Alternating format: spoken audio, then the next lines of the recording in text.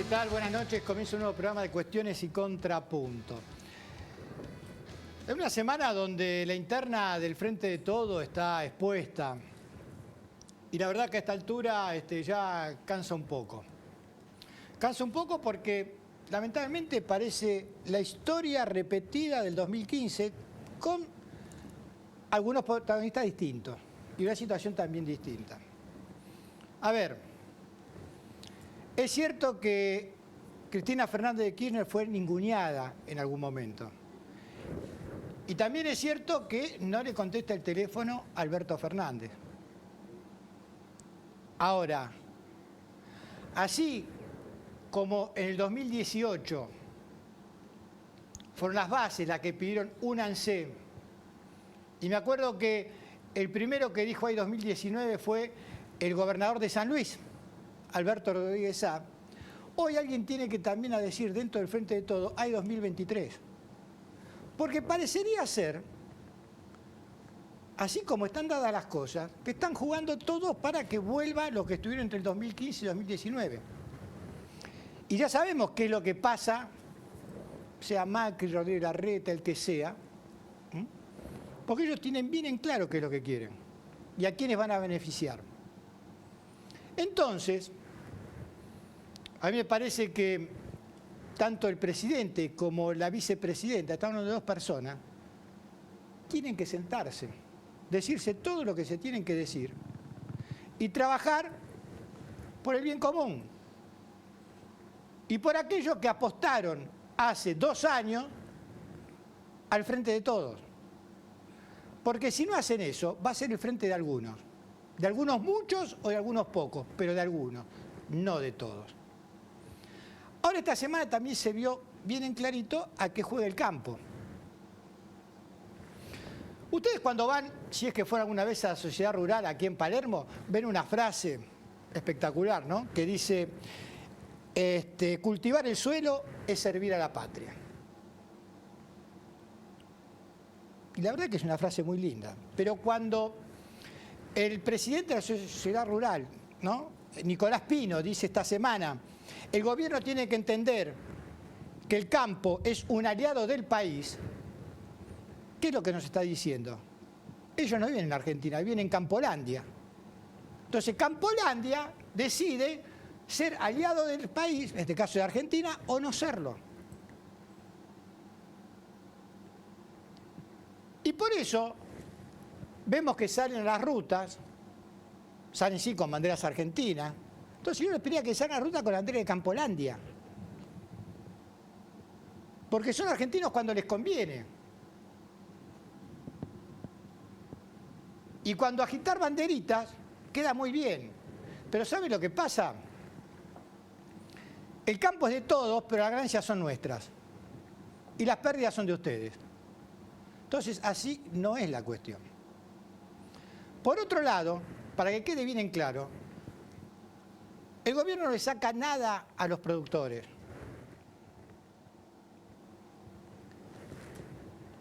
Los grupos concentrados, los grupos exportadores de harina, de aceite, tienen una ventaja de 2 puntos. ¿Qué significa esto? Ellos, al productor, le retienen ese 33% que después tendrían que dárselo al gobierno. Pero en lugar de darle el 33% al gobierno, dan el 31%. Y ese 2% le queda de más ganancia todavía. ¿Qué hizo el gobierno? Que ese 2% vuelva a las arcas del Estado. Porque estamos en una situación verdaderamente desesperante. Estamos en una situación de guerra.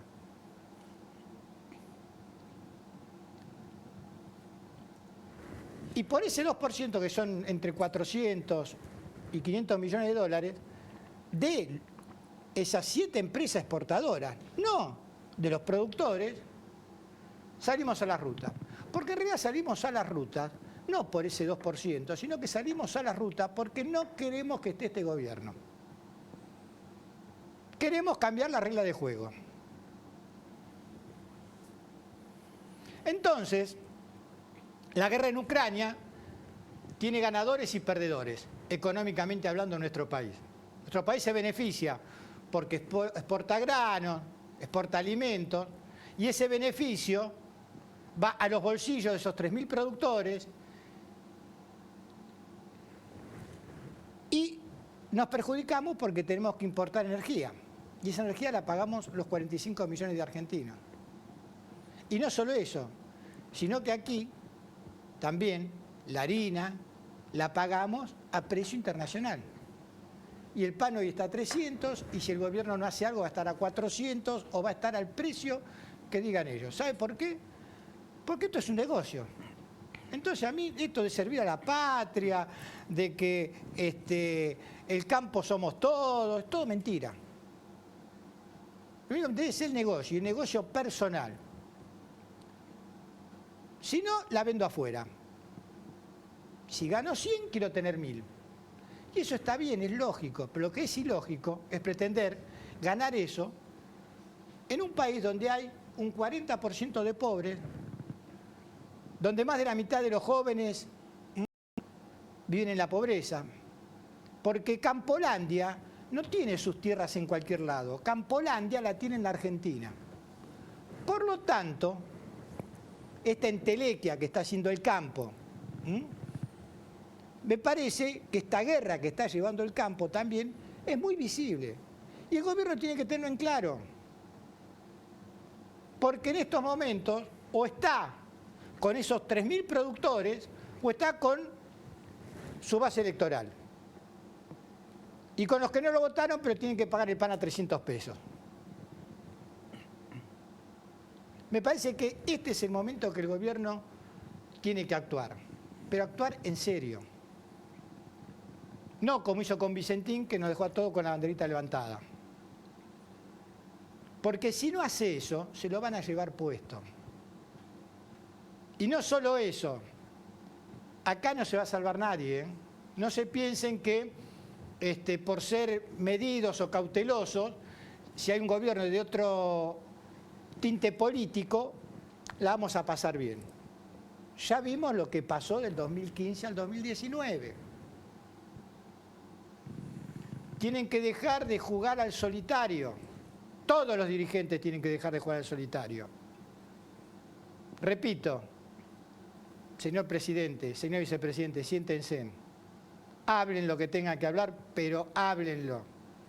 Hay detrás de ustedes todo un pueblo esperando que se pongan de acuerdo para beneficio de la población. ¿Cómo te va, Jorge? Buenas noches, Carlos. Buenas noches a todos. La verdad que hay que empezar a definir adversarios o en todo caso enemigos, porque a esta altura, como dijimos la semana pasada, el gobierno tiene que ir por multifrentes. Se le abren cada vez y cada día y cada semana más frentes de batalla. No puede ir tan meticulosamente tratando de apuntar y resolver de a uno. No le va a quedar tiempo. Ya pasó y salió, digamos, bien porque el gobierno quería esto, un acuerdo con el FMI, y salió como tenía que salir, con las bases y condiciones que el FMI puso y que Argentina acepta porque es lo que puede aceptar. Ahora bien, se abren muchos frentes a la vez. La discusión interna ya está a flor de piel, se frotan la mano del otro lado de la oposición. Lo vemos muy activo al expresidente Macri hablando por todos los medios y los medios le dan cada vez más minutos al aire. La interna del PRO está también muy viva y son cuestiones que el gobierno debe atender. Primero mirarse hacia adentro, pero a su vez hay que atacar multifrentes, todos juntos. Hay que prever, los funcionarios del gobierno, prever las cuestiones que se van adelantando y que se van suscitando. Lo del gobierno y sabiendo que se iba a tocar 2 puntos de retención, sabían que se iban a manifestar. Bueno, hay que prever esas cuestiones, hay que generar los canales de diálogo y si no, como dijiste vos, elegir con quién nos peleamos. Si no, no hay manera. Y dijiste una cosa que es cierta, habló Macri, gracias a Dios que habló Macri, porque cada vez que habla Macri, bueno, por lo menos de otro lado dicen, bueno, miren lo que está diciendo, porque dijo cualquier barbaridad. Pero no lo creen así. De la oposición, obviamente que fogonean la figura de Macri junto a Patricia Bullrich, porque creen que están con posibilidades de volver.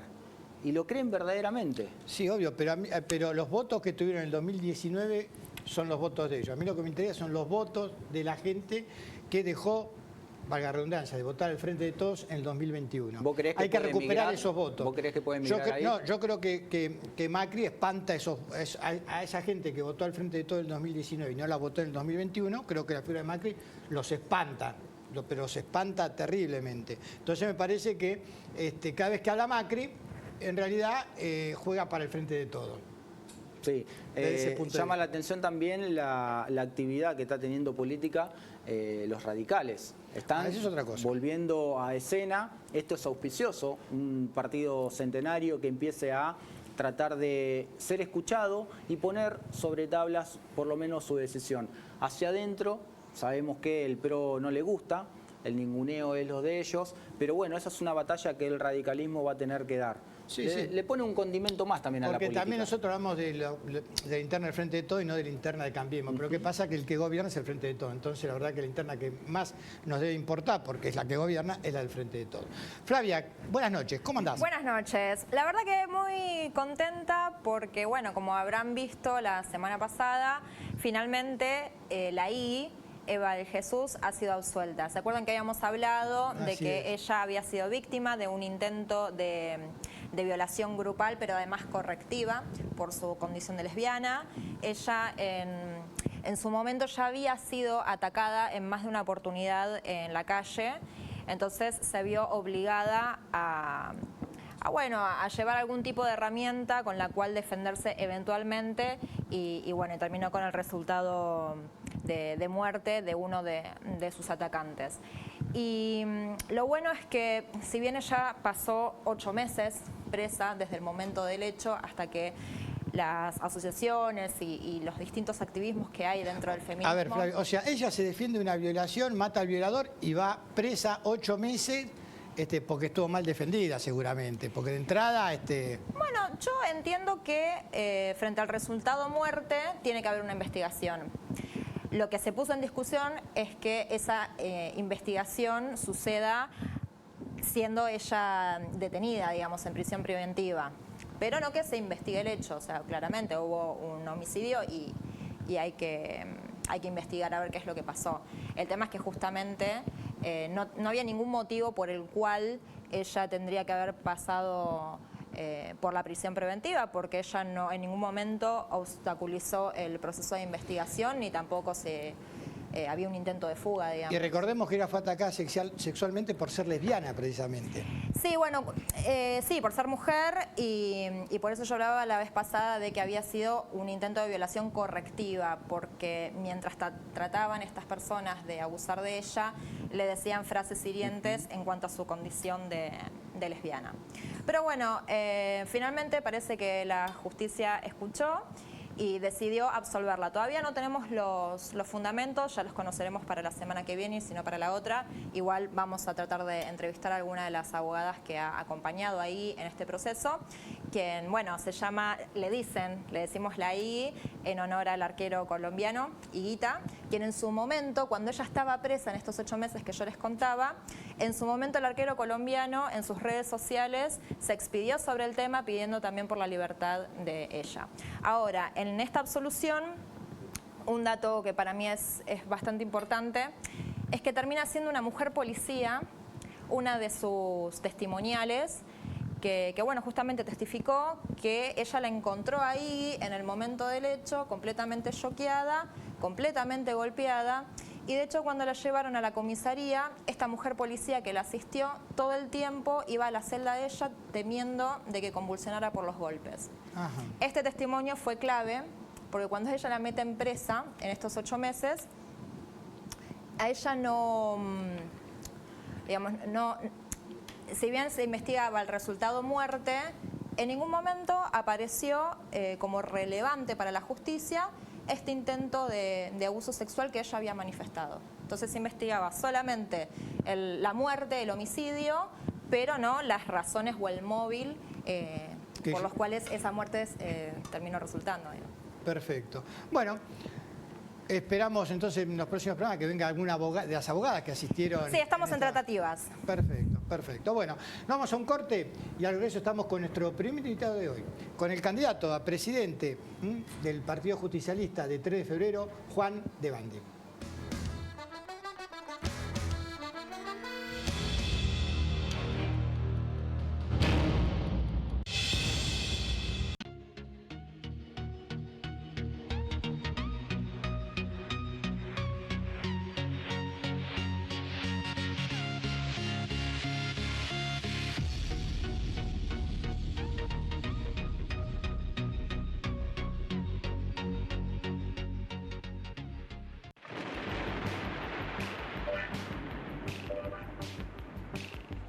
El auto que estás buscando está en Juan Manuel Automotores. En su única dirección, Colectora General Paz 325, Devoto, Lado Provincia. Vení, tu nueva unidad te está esperando. Plan integral de asfalto en Merlo. Más de 200 nuevas cuadras asfaltadas en el distrito. Gobierno del Pueblo de Merlo. Intendencia Menéndez. Morón en obras. Estamos asfaltando las calles del partido, poniendo en valor las plazas y los espacios públicos, renovando la iluminación de todos los barrios. Continuamos construyendo el Morón que soñamos. Municipio de Morón, corazón del oeste.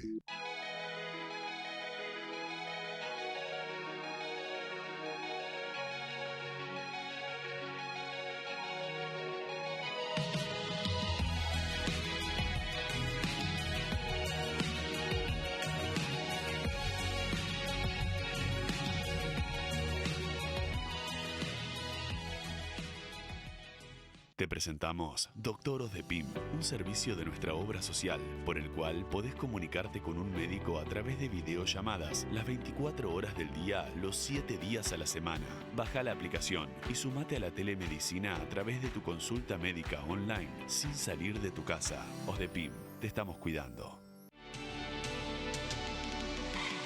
Construimos 5 nuevos clubes municipales. En Lago Marcino, Del Viso, Perusotti y próximamente Luchetti y Tribarrial. Clubes que se traducen en más derechos para vos, en nuevos espacios de encuentro para tu familia. Es tu club, es tu lugar. Pilar Municipio.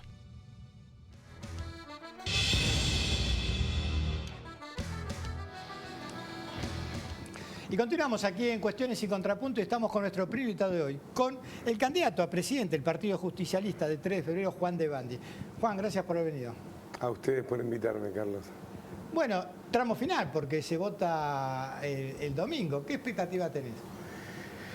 La expectativa de ganar, por supuesto, porque creemos que hemos hecho las cosas muy bien y además porque la lista 4, que es la lista de peronismo de todos, que me tiene a mí como candidato a presidente del partido, pero que en realidad es un colectivo de muchos compañeros y compañeras, como nos denominamos los peronistas y las peronistas, tiene una representatividad en el territorio importante y busca además a través del triunfo construir mayor legitimidad y transformar la realidad, como nos gusta decir a nosotros. Así que ese es el objetivo principal. ¿Cuánta gente está habilitada en 3 de febrero para ir a votar el domingo? El padrón tiene más de 18.000 afiliados y afiliadas. ¿Alguna vez, Juan, se va a trabajar en el padrón de tal manera que refleje más la realidad? Porque aparece por ahí alguna gente que está muerta desde hace muchos años y es evidente que al ser un padrón partidario también hay gente que eso es inevitable, ¿no? Gente que se ha mudado, que ya no está en el distrito, que ya no vive más acá, pero ¿cuánta gente creen ustedes que va a votar? Mira, exactamente cuánta. Nosotros esperamos que la interna sea muy movilizadora de los afiliados y las afiliadas. El termómetro que nos da la recorrida de la campaña, que ha sido una campaña corta y muy vertiginosa, nos indica que hay una importante voluntad de participación. Obviamente que el padrón, que es un padrón que otorga la justicia electoral, es un padrón que siempre hay que actualizar y además estas cuestiones vinculadas con quienes figuran en el padrón y por ahí ya no están entre nosotros, digamos, son cuestiones que se observan en función de la justicia, digamos, ni siquiera de la Junta Electoral partidaria, digamos. Entonces, el desafío es que el peronismo se movilice, porque entiendo que el desafío de esta interna partidaria busca fortalecer al peronismo en el marco del Frente de Todos, al Partido Justicialista de 3 de febrero en el marco del Frente de Todos local, y que eso nos permita construir mayor representatividad. Juan, en virtud de lo que es la paridad de género en las listas y también recordando el pedido feminista que ya viene desde hace varios años de incluir no solamente mujeres en las listas, sino que esas mujeres también sean feministas. ¿Qué nos puedes hablar de las mujeres de la lista de la cual presidís? Mira, la verdad es que es un orgullo para esta lista la integración de las mujeres, las compañeras que son parte de la lista, tanto Liz Díaz, que es candidata a vicepresidenta del partido, como Ana Luz Valor, que es candidata a primer congresal provincial del partido, pero pasando por Cristina Heredia, que también está en el Congreso, Cristina Bucci, que es candidata a secretaria de la mujer. Son compañeras que dan testimonio permanente de la lucha por el feminismo como movimiento que busque definitivamente la igualdad y que encuentre la igualdad en nuestra sociedad. Así que en ese sentido, digamos, estamos orgullosos de que nuestra lista además tenga una cabeza en el Consejo de Partido integrada por un hombre y una cabeza en la lista de congresales provinciales integrada por una mujer, porque creo que eso le da de alguna manera la trayectoria de no solamente respetar, sino profundizar lo que el Partido Justicialista llevó adelante como primer partido político en la Argentina, en la provincia de Buenos Aires y a nivel nacional, que tiene integración de listas con paridad. Es interesante lo que acaba de destacar porque no es menor que se haya ingresado y encabezado dos personas de diferente sexo, porque eso es hacia la legitimidad y a lo que se viene. Ahora bien, mi pregunta es, y a ver si estás de acuerdo con esta afirmación, el 27 se vota un recambio dirigencial, el cual te hemos escuchado que vos proponés, con una vieja camada que hace muchos años está al frente y tomando las riendas y los destinos de la política peronista de 3 de febrero. ¿Esto es así? ¿Qué nos espera después del 27 si vos lográs vencer a las otras dos listas? Mira, en principio me parece interesante la definición de recambio dirigencial. Justamente hoy hablaba con colegas de ustedes en una radio y les mencionaba eso. Permanentemente nos quieren poner en la discusión de si el recambio es generacional. Y yo creo que el recambio es dirigencial, no es solamente generacional, porque la lista 4 del peronismo de todos es una lista integrada intergeneracionalmente con una riqueza muy importante. Convivimos muchos sectores, agendas que son las agendas que la sociedad de 3 de febrero nos reclama, los trabajadores y las trabajadoras, la CGT y la CTA, organizaciones políticas, organizaciones sociales, digamos, espacios del tercer sector, referentes de instituciones intermedias, y en ese conjunto y colectivo de compañeros y compañeras convivimos todas las generaciones.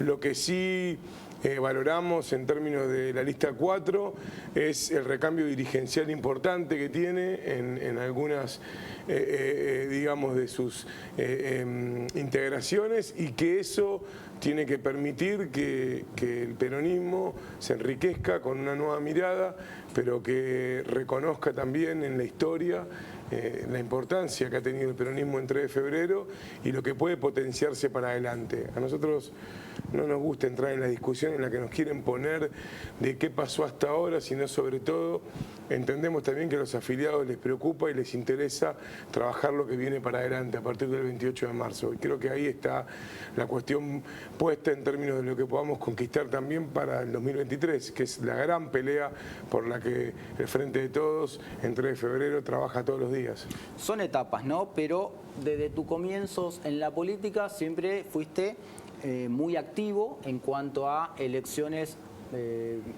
hubieses participado. te ha tocado participar en elecciones en la universidad, fuiste electo concejal por 3 de febrero, después fuiste diputado, volviste otra vez a ser electo concejal.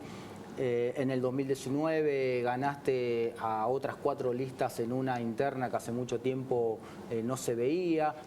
Si lográs llegar a una victoria en este 27, en este domingo que se viene, ¿qué pasa por la cabeza de Juan Devandi cuando en determinadas pruebas las vas sorteando, pero parece que siempre genera un cuestionamiento a cada una de estas victorias? ¿Qué pasa por la cabeza? ¿Cuál es tu definición de decir, ya gané una vez, le gané a todo, le gané 2 veces a todos y siempre siguen una suerte de cuestionamiento hacia tu persona? Porque el peronismo tiene una premisa básica que creo que es importante y que además es una definición ajustada a la realidad, que es que el que gana conduce y el que pierde acompaña. Y el gran desafío del peronismo es reconquistar el municipio de 3 de febrero, no ganar una PASO. Y me parece que ahí va a funcionar el ordenador natural de que quien gane el gobierno municipal, si es un peronista, por supuesto, va a tener la responsabilidad y la síntesis para conducir. Y a mí me parece que está bien, y mientras tanto me parece que está bien dar debates.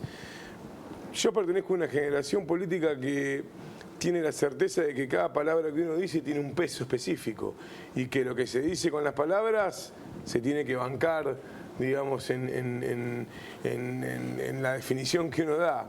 Algunas veces se habla un poco livianamente de algunas cosas y a veces esas cosas molestan, atrasan, pero no nos pueden quitar del objetivo principal. Nosotros somos un conjunto de compañeros y compañeras, como te dije, intergeneracionalmente relacionados con una finalidad que tiene que ver con que el campo popular conquiste nuevamente los sueños y las esperanzas de los vecinos y vecinas de 3 de febrero. Y cuando hablo del campo popular, que a veces es una definición que parece poco amigable para la sociedad que mire este programa, hablo de un conjunto de personas que no solamente están integradas por el peronismo, están integradas por un montón de sectores que sí lo que tienen claro es que quieren que los números cierren con la gente adentro. Y esa es una definición contundente. Y gobernar se gobierna para la sociedad. El Partido Justicialista tiene la posibilidad de convertirse a partir del 28 de marzo en una usina de formación de cuadros, de profundo debate y de discusión de la agenda de la actualidad que nos propone la sociedad. Y está llamado a ocupar un rol de máximo protagonismo en la construcción del Frente de Todos. Nuestra tarea está puesta en eso, digamos, y en convocar a todos los sectores. Algunas veces cuando la unidad del campo popular no se puede dar por una lista única, se tiene que dar a través de un proceso eleccionario. Y me parece que esta elección está llamada a cumplir esa etapa. Esperemos que todos los espacios puedan tener la capacidad de asumir eso como una responsabilidad y desde ese lugar proyectar la tarea que nos queda, que la salida de la pandemia y con algunas cuestiones en juego y con una crisis importante en nuestro país nos tiene que poner en valor para mejorar la calidad de vida de la gente. Juan, vos recién estabas hablando de la conformación de la lista tuya. Es cierto que en esa lista que vos encabezás, mejor dicho, hay hombres y mujeres provenientes de distintos sectores del Frente de Todos. Y uno ve que, digamos, como diría mi abuelo, hablando se entiende la gente. ¿Por qué crees que en el máximo nivel hoy estamos viviendo este no encuentro, esta falta de empatía que parece haber entre quienes precisamente fueron los arquitectos del triunfo del Frente de Todos en el 2019? Bueno, me parece que hay un debate que además es un debate que el Frente de Todos va a superar y que tiene que ver con la búsqueda de que la sociedad recupere, digamos, la felicidad. Para eso es importante, digamos, que la gente esté mejor, que viva mejor. El Frente de Todos recibió un país que estaba verdaderamente quebrado y con más de 44.000 millones de dólares de deuda. Y tras cartón, a los 90 días de gobernar, ni siquiera llegábamos a los 100 días, nos atravesó una pandemia que desde el punto de vista principal y esencial, con todas las dificultades que una pandemia novedosa para nuestra historia tiene, sorteamos de una manera extraordinaria. Yo puedo hablar por la provincia de Buenos Aires y por 3 de febrero, sobre todo en términos de la salud, que fue el principal objetivo, digamos, ¿no? Y también de la cobertura que el Estado hizo de los sectores más vulnerables, inclusive de los sectores pymes y en muchos casos del comercio y de cuestiones que fueron puestas en tela de juicio, pero que verdaderamente en los tiempos más difíciles tuvieron el acompañamiento del Estado. Permitime decirte que desde ahí hay un debate que el Frente de Todos, que es un espacio amplio, heterogéneo, de construcción colectiva, está dando, pero con un objetivo claro, que es que la gente viva mejor, que es que los argentinos y las argentinas podamos tener la vida digna que queremos y proyectar lo que deseamos, nuestros sueños. Hoy más temprano charlaba con vecinos y con vecinas en 3 de febrero y me reconocían la importancia de utilizar palabras tan simples como ser feliz. Ese es el objetivo principal, la construcción de la comunidad organizada, lo que nosotros queremos. Así que me parece que el debate está bien, que hay que atravesarlo, que hay decisiones que son difíciles de tomar y que entonces el Frente de Todos puede tener de la crisis una enorme capacidad de potencia también. Las crisis son oportunidades y estamos sí, claramente teniendo el objetivo principal, que es en el 2023 volver a ganar las elecciones a nivel nacional y provincial, y nosotros queremos sumarle el desafío de 3 de febrero porque hay que consolidar un modelo de país que nos permita ir para adelante, crecer, digamos, poner a Argentina de pie, que fue nuestra consigna y la sigue siendo. En ese desafío que vos planteaste, te saco un poco de lo que es la interna, y vos sos un actor que caminás 3 de febrero, caminás mucho. ¿Cómo ves que hay muchas obras que vienen del gobierno nacional, incluso del gobierno provincial, lógicamente porque no puede quedar el distrito aislado, pero a su vez el intendente no comunica a la sociedad toda que recibe ayuda, financiamiento y que incluso algunas de las obras que hay en 3 de febrero son del gobierno nacional y provincial?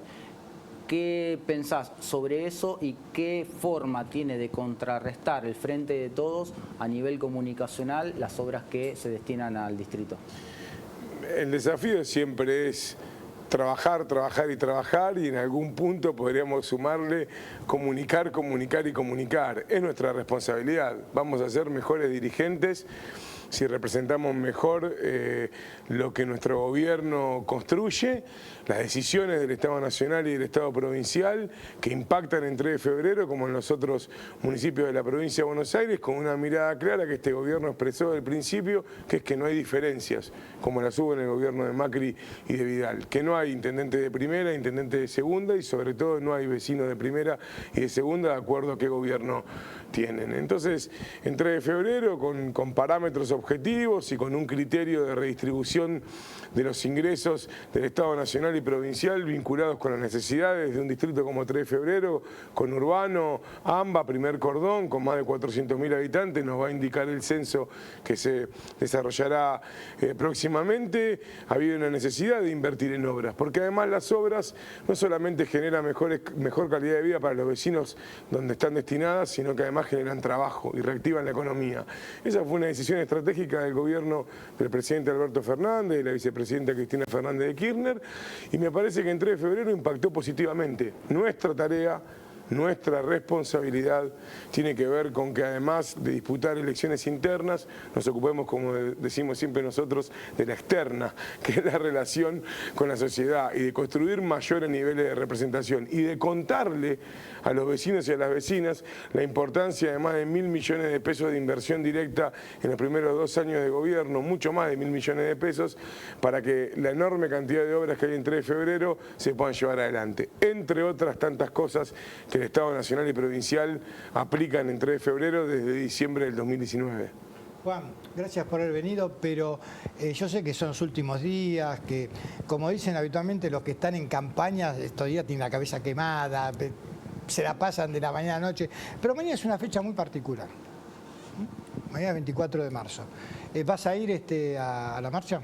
Primero la patria, Carlos, siempre. Esa es la consigna, eso es lo que nos convoca, el abrazo a las madres, a las abuelas, son 30.000, como nos gusta decir y como tenemos la responsabilidad de decir, hay que estar mañana, hay que marchar, en mi caso desde la ex ESMA, que hoy podemos decir orgullosamente que está identificada como un sitio de la memoria, digamos, hasta la Plaza de Mayo, marchando para que nunca más vuelva a pasar en la Argentina lo que pasó en esa época nefasta, donde la detención ilegal, la muerte y la desaparición nos marcaron como sociedad, nos lastimaron como sociedad, y reivindicar los años de democracia que llevamos desde el 83 hasta este momento. Así que mañana el país entero tiene que marchar para que el 24 de marzo siga sosteniéndose como una llama de lo que nunca más queremos volver.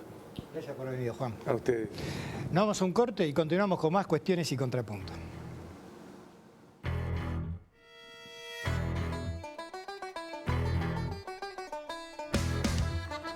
Medicina a través de tu consulta médica online. OSDEPIM, te estamos cuidando.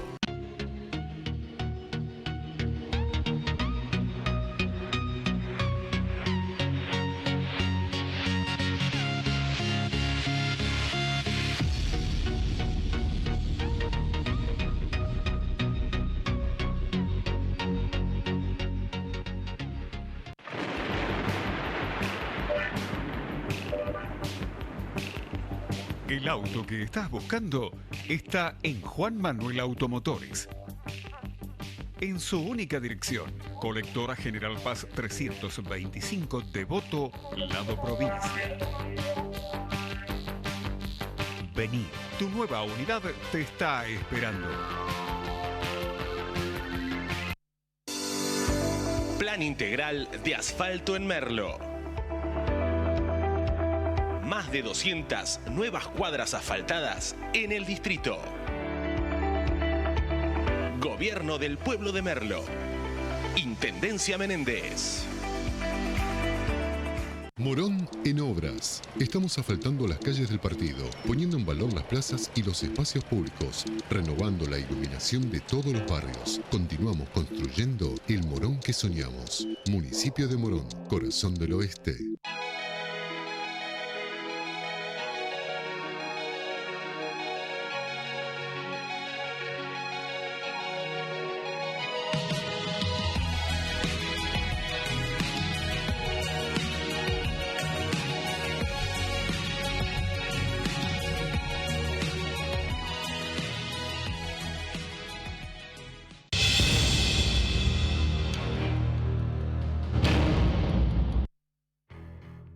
Aquí en Cuestiones y Contrapuntos, y antes de ir a nuestro segundo invitado, a Marcelo Koenig, nos vamos en nuestra recorrida habitual que hacemos por los municipios del conurbano a Pilar. Ahí estuvo el intendente Federico Achával junto al gobernador de la provincia de Buenos Aires, Axel Kicillof. Y esta es la nota.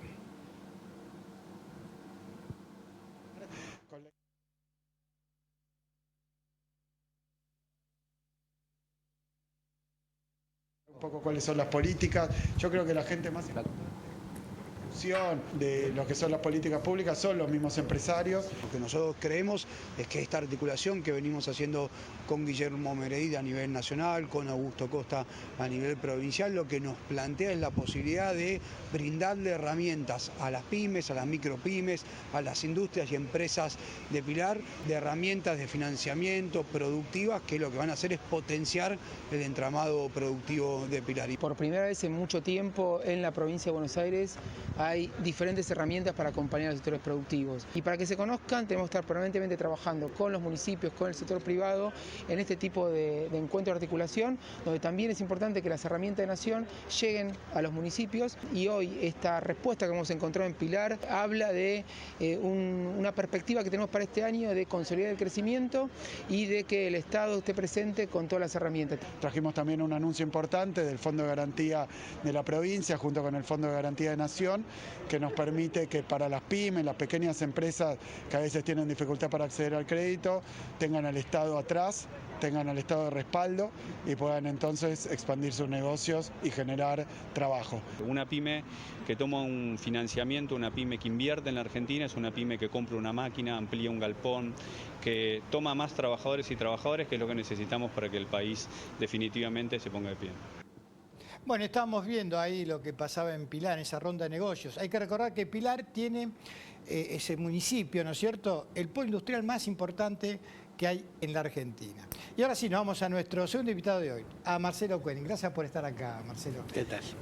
Mañana es una fecha, ¿se puede decir un antes y un después en la historia argentina después del 24 de marzo del 76? Uno podría decir que sí, pero yo prefiero poner los puntos de inflexión más en las fechas positivas que en las fechas negativas, pero sin duda que esa dictadura cívico-militar, genocida, sin duda que marcó a fuego la sociedad argentina. No, es difícil decir que ese miedo que instaló en la sangre de los argentinos y las argentinas a partir del secuestro, la desaparición, el encarcelamiento, la tortura, van a pasar varias generaciones antes que no terminemos de sacudir todas las consecuencias, y digo nada más que las consecuencias, si se quiere, menos económicas, porque también de las consecuencias económicas de la dictadura hay un largo plazo en donde pervivió más allá de haber finalizado en el 83 y que todavía en algunas cosas podríamos decir que hasta hoy sigue. Totalmente. Y pasó Alfonsín, pasó Menem, pasó Néstor y Cristina Kirchner, vino Macri, está Alberto, digamos, distintos signos, y nadie se atrevió con ese tema. No sé por qué, digamos, pero es una gran deuda que tiene la democracia con la sociedad argentina. Sí, yo creo que no casualmente esa dictadura, porque si no banalizamos el mal, como diría Hannah Arendt. La verdad es que esa dictadura tuvo un objetivo que fue religar a la Argentina con las condiciones de dominación, y en esas condiciones de dominación la hegemonía mundial, la hegemonía del capital financiero es clave. Por eso es que esa cuestión en particular nadie se anima a tocar, ¿no? Es una pregunta que a mí siempre me llama la atención, ¿no es cierto? Y lo digo cada 24 de marzo. Todos recordamos el golpe militar, todos recordamos lo que vino después, que fue esa atroz dictadura, los desaparecidos. Y nadie menciona a quién se le hizo el golpe y quién era el presidente el 24 de marzo. Y hablo de Isabel Perón, pero no se la menciona ni para atacarla ni para defenderla. Es como que se la borró de la historia. Es el personaje que no lo sacamos. ¿Qué es lo que pasa? Que ni siquiera el peronismo se puede dar un debate en serio sobre la figura y lo que fue el gobierno de Isabel Perón desde la muerte del general en el 1 de julio del 74 hasta el golpe del 24 de marzo del 76. Alguna vez yo escribí un libro que se llama Vencedores Vencidos, y que habla del peronismo, sobre todo en resistencia, y que va del 55 hasta el 73. Y alguna vez me preguntaron en una entrevista si iba a escribir el tiempo que sigue, ¿no? Entre el 73 y el 76. Y yo le dije, ni loco, porque es prácticamente imposible de explicar. Es muy difícil de explicar. Es cierto que a Isabel se la vuela de un plomazo, y que eso es injusto en el punto que no la tiene a ella como una presidenta elegida democráticamente, ¿no? Desde el cargo de vicepresidenta, la primer vicepresidenta mujer que elegimos, y legítimamente y legalmente fue presidenta de los argentinos, constitucional, y fue derrocada por una dictadura militar. Lo que pasa que esa época turbulenta y cosas terribles que sucedieron en esa época, como el tema de el libre accionar de la AAA hecho desde el superministro de aquel entonces, que era el ministro de Bienestar Social, López Rega, y montones otras cosas del peronismo de esa época, son difíciles debatir, de discutir, de asimilar, es de esas cosas que se produjeron en nombre del peronismo y que uno siempre está tentado a agarrar el peronómetro y decir esto no es peronista, ¿no? Digamos, como muchas de las cosas que sucedieron también durante el gobierno de Menem.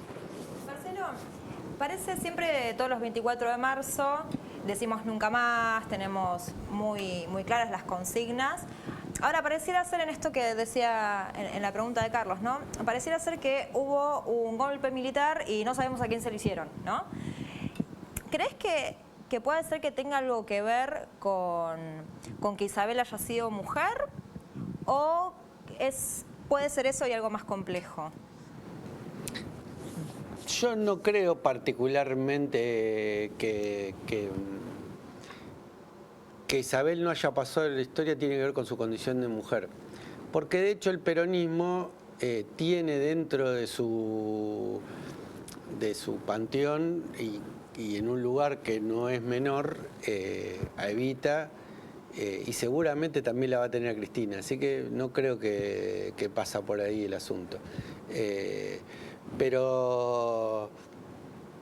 y que tiene que ver, me parece a mí, con muchas de las cosas que se produjeron durante su gobierno que son, vuelvo a decir, difíciles de digerir, ¿no? Digamos, durante su gobierno se firmó lo que le da letra después a la represión para hacer la represión, que es el decreto de aniquilamiento de la subversión. Digo, toda una serie de cosas realmente muy difíciles de defender. Ahora, también hay otras cosas como la nación que pareciera que nos quedan en la recontraizquierda ahora, digo, como la nacionalización de la boca de expendio de la nafta, ¿no? O la resolución con Uruguay de los límites, digamos. Por eso, hay un montón de cosas que se hicieron y que realmente quizás algún día la historia más... todavía para nosotros es una historia que quema, yo creo, por eso pasan esas cosas. Sí es cierto, sí, y hay una cosa que sí es cierto, porque, digamos, Evita era la resentida, Isabel la incapaz, Cristina, bueno, la yegua, qué sé yo. También hay un hilo en cuanto a los que ven el peronismo desde otro lado, de afuera, digamos, en apuntar también a esas mujeres que marcaron, como vos dijiste, ¿no? Con distintas, pero marcaron una época importante de nuestra historia. Sí, está claro que desde el antiperonismo esa misoginia sí entra en juego claramente, ¿no? Digamos, sí hay un plus en eso por el hecho de ser mujeres, ¿no? Digamos, pero tampoco escatiman odio al propio Perón, así que no, en ese sentido, si hay algo que amalgama el antiperonismo es el odio. Vos sos un apasionado por la historia y Argentina ha vivido muchas etapas difíciles, sangrientas, memorables. ¿En qué etapa encontrás hoy al país y crees vos que esta etapa en la que estamos viviendo y transitando en algún momento va a ser algún capítulo de la historia? Es difícil hacer historia sobre el presente, aunque como decía Jauretche, la historia no es más que la política vista para atrás. Yo creo que estamos en una encrucijada terrible. Si parados sobre esto vamos a terminar, lamentablemente, si no somos capaces de agarrar el timón a tiempo y pegar el viraje que necesitamos, como una época en donde el peronismo dejó pasar oportunidades. ¿Qué digo concretamente con esto? Una época en donde el peronismo no logró dar respuesta a las expectativas que había generado en el 2019.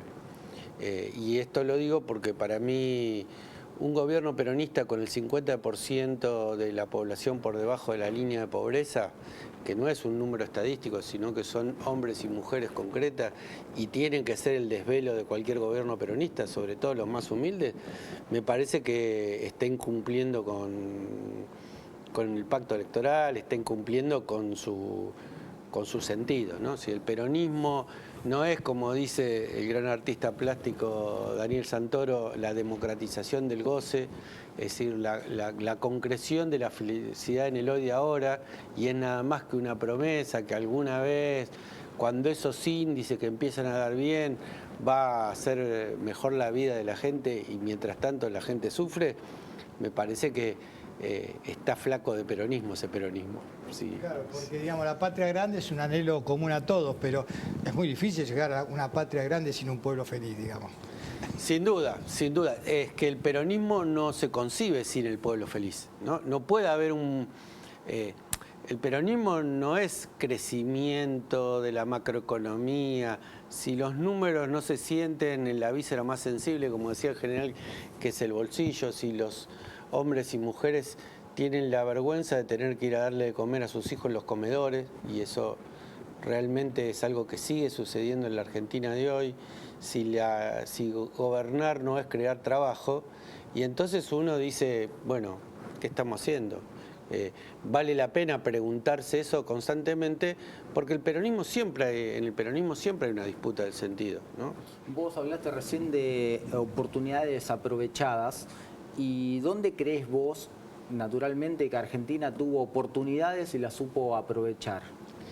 Te voy a decir una externa y una interna, ¿no? La más fácil de recordar que es la interna, que se nombró en el panel anterior, es el tema de Vicentín, ¿no? Argentina podría haber entrado en dos negocios, el Estado en dos negocios que son centrales que el Estado intervenga. Uno es el de producción de alimentos y otro es el de exportación de grano. Vicentín es una de las principales productoras de alimentos y es una de las principales productoras de grano en Argentina. Y con eso, perfectamente podríamos haber, con esa intervención del Estado, intervenido en cosas que son claves, ¿no? Yo creo que uno de los grandes déficits de esta etapa histórica es el precio de los alimentos. Y esos precios de los alimentos, uno puede echarle la culpa a la inflación, pero yo creo que en tanto sigamos con la concentración que hay de la economía y que los grandes oligopolios son los grandes formadores de precios, difícilmente podamos, con muchas medidas de excelentes economistas, resolver un problema que ni siquiera en el liberalismo clásico, porque el monopolio distorsiona lo que el liberalismo clásico entiende que es el libre juego del mercado. Y por el otro lado, para tomar otro ejemplo, yo creo que nosotros al principio de nuestro gobierno teníamos una oportunidad que la pandemia hacía incluso más fácil, que era negar la legalidad y la legitimidad de la deuda contraída con el FMI por el macrismo, ¿no? Y que ese era el momento de plantear la discusión. ¿Qué crees que no se hizo? Qué pregunta difícil, ¿no? Yo creo que primero no se esperaban las consecuencias económicas que tuvo la pandemia y después en algunos casos hay un límite que podríamos decir ideológico. Hay algunos que creen que la Argentina no puede caminar si no es en el marco del sistema financiero internacional, en el marco de la subordinación con la geopolítica estadounidense, y la verdad es que esa unidad hasta que duela que armamos cuando armamos el Frente de Todos implica distintas miradas, y yo creo que prevalecieron las miradas más conservadoras del Frente. Todo es una lucha cultural, evidentemente, y hay algo que es cierto, mañana es 24, mañana mucha gente va a estar en las calles recordando, es una jornada de reflexión también. Y el tema de los derechos humanos, a los que Macri decía que era un curro, y también es una disputa cultural, ¿no es cierto? ¿Es un curro o no es un curro? Yo recuerdo que una de las pocas derrotas que tuvo el gobierno anterior, el que estuvo entre el 2015 y el 2019, fue cuando la Corte Suprema dictó el 2x1, y más allá de las organizaciones, hubo una manifestación impresionante que hizo retroceder nada menos que a la Corte Suprema en una dirección totalmente contraria a lo que había hecho. Totalmente. Yo creo que una de las grandes batallas culturales que ganó el pueblo argentino es la batalla contra la impunidad, ¿no? Y esto uno a veces lo naturaliza, pero es único en el mundo. Montones de países del mundo que tuvieron dictaduras sangrientas, con desaparecidos, con muertos, no pudieron sentar en el banquillo de los acusados a su genocida. Incluso algunos que nos pretendían dar a nosotros clase de cómo teníamos que hacer eso, ¿no? Me parece que en ese punto hay... A veces tenemos una cosa denigratoria respecto de la Argentina, de nuestro pueblo, y la verdad que eso es una de las medallas que nos podemos colocar. Porque... Y que no es una cuestión nada más que de superestructura, porque el ejemplo que vos ponés es muy claro, eso está arraigado en el pueblo. Entonces cuando esos sectores dominantes que seguramente, no sé el caso particular de ninguno de los ministros de la Corte Suprema, pero seguramente en esa idea del 2 por 1 estaban respondiendo a muchos de sus amigos y compañeros de clase que seguramente apoyaron a la dictadura militar y que de alguna manera tienen la idea de esconder abajo de la alfombra la mugre de esa dictadura genocida, y fue el pueblo que salió a la calle, ¿no? Y fue realmente el pueblo que hizo retroceder esa medida. Y esto nos demuestra que esa batalla se ganó, que a veces uno encuentra discursos negacionistas, que algunos creen que ese negacionismo los posiciona políticamente. Seguramente algún gurú del marketing le dice, a ver, andá y decí que no hay 30.000 desaparecidos, o cuestioná esto, o cuestioná para qué el genocidio, que realmente en forma, vuelvo a decir, inédita en el mundo, en la Argentina está probado en sede judicial que hubo un genocidio.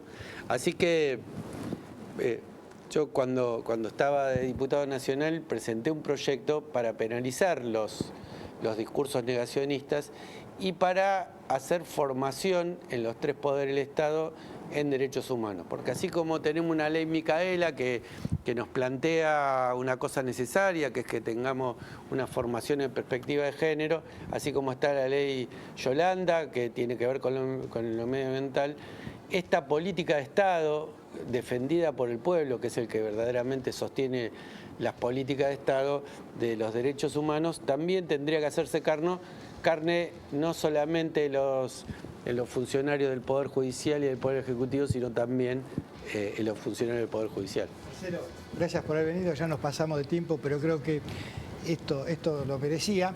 Y a ustedes también, muchas gracias por habernos permitido entrar en sus hogares. Y si pueden, mañana, aunque llueva, traten de ir a la Plaza de Mayo, porque en realidad eso nunca más tiene que pervivir en las generaciones futuras que, gracias a Dios, no conocieron ni vieron nunca bajo una dictadura militar. Nos vemos la próxima semana, el miércoles a las 22 horas, para más Cuestiones y Contrapuntos. Han sido ustedes muy amables.